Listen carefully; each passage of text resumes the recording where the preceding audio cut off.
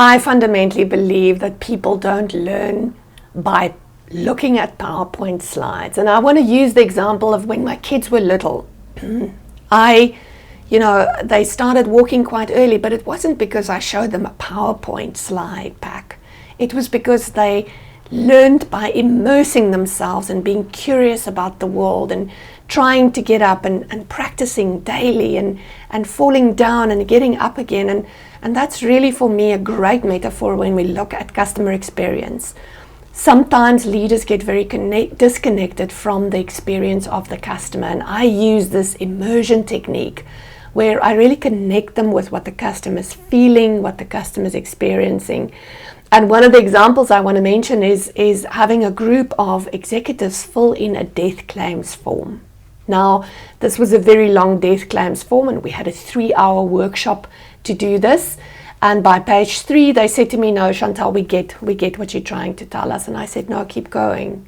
Fill in the entire death claims form as if someone you really, really love, someone that's near and dear to you, have just died.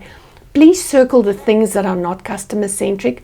Please circle in red the things that elicit emotions." And when you pretend someone close to you is dead and you fill in a death claims form and you see their name on the form and you see the language that's used that's really intimidating and difficult, as a leader you cannot help but feel that this experience is terrible and we need to fix it. So people do things for only one of two reasons, right? And the one is pain and the other is pleasure. So by inducing a little bit of pain and really connecting your leaders with what is going on with the customer experience, it can get you a really long way in terms of motivating what should change, in terms of letting your leaders see what customers see. And the same for the rest of your teams, right? The call center guys, the people who design your experiences, your CX team, for them to get into the shoes of the customer and really feel what they feel. So use this immersion technique to your advantage